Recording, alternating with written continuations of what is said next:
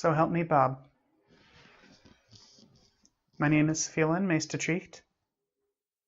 I have a YouTube show called Burning Questions.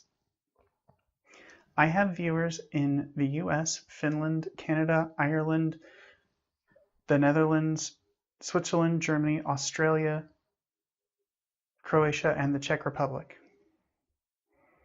I interact with them on a weekly basis, but rarely more than to say, good morning. Hyvää huomenta. Bon matin. Goedemorgen. Goedemorgen. Guten Morgen.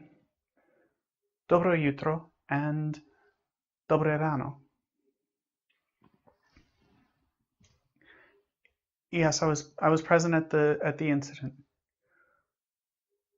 Yes, I was technically under the influence of a hallucinogenic substance, but I didn't ingest it knowingly. I got my burrito, and then I got out. I don't know how the place caught on fire. I was doing my show. Look, I love Chipotle. I have no idea. I could not have set the place on fire. I have to go to, oh God, Dubuque to get my burritos now. Unbelievable. You don't believe me about the show either. Fine, give me 3 questions. Let's go.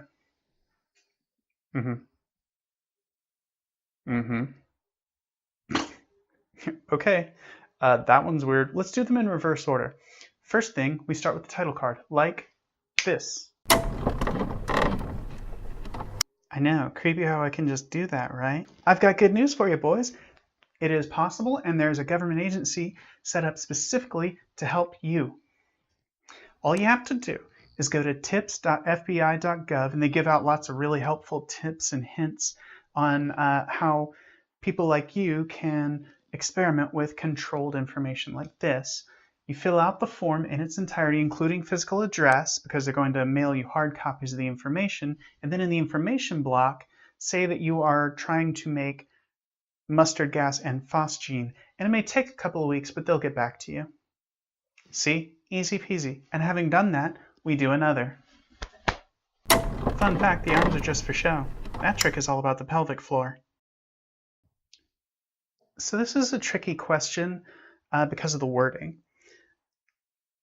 So the way I read it was that you're making an argument that has no precedent supporting it, either for or against, and you're doing that to upset a ruling or as an appeal to a ruling, in which case stare decisis is a legal principle. It's Latin for we stand with it, or to stand with the decision.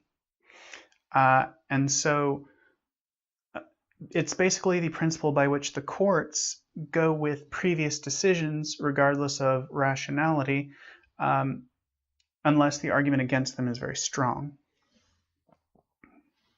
It gives preference to previous court rulings. And so, yes, unless your argument is very strong, and it really depends on the facts of the case, but unless your argument is very strong, if it has no precedent behind it, then the court is probably going to keep their previous judgment. They're going to go with previous court rulings, and that's stare decisis. So, like, I'm not real good. I'm going to try this. Hang on. Here, let's just do it this way. I'm pretty boss at trivia. I think this is an issue of both credentials and of the nature of conservatism, but let's talk about credentials first. In my opinion, and I'm not the only one to have expressed this opinion, Dinesh D'Souza is the apotheosis of the term thundering dumbass. Occasionally, I hate stalk the man on Twitter to see if he said something particularly stupid so I could get an easy dunk in, because Twitter is a void that has stared into my soul, and that's not great, but you can do. That said, on the surface, Dinesh D'Souza would appear to be kind of a conservative winner. He went to Dartmouth. He's famously a white-collar criminal, and that's not a dum-dum's gig. But then he goes and says stupid shit like this, which is not a hill you'd expect a Mumbai native to die on. Or this. And like most conservative mainstream thinkers, he went kind of bonkers when Trump showed up. But like more so than usual. He's always been a little kooky, but more so than usual. Because there's nothing racist about that, right? However, Donald Trump is something new. Now, the definition of conservatism, I think, doesn't put enough emphasis on the fact that these people are very uncomfortable with that which is new. They don't like changing things. They don't like new faces. They don't like new ideas. They harken back to a mythologized past.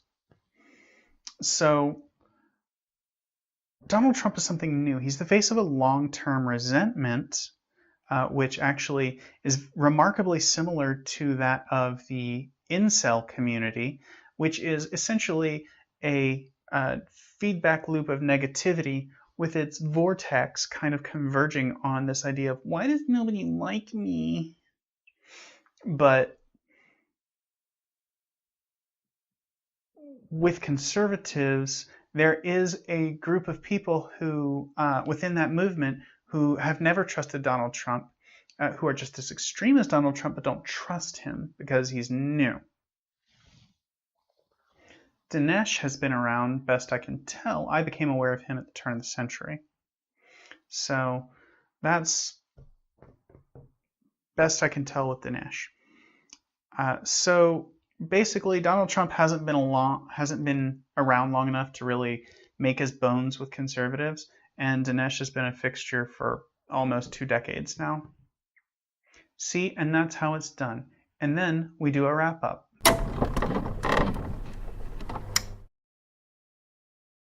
Wait. Before you do that, there's more. I have to wrap up. So, I would start by thanking my patrons. So, Scarlett DeLeon, Lily Patterson, and Jan Meyer, thank you for making the show happen. And then I would tell people that, if you want to see more episodes and better shows, please consider contributing to my Patreon, link in the description. Also in the description are links to more of my work, both at Vocal and at Quora. Right? So, and then, you know what? Do your thing. Obviously, I told you I didn't do it. Sorry. Wait, hold on. No. I understand that it's not, exactly modest, but I'm wearing a suit. Burrito Larson!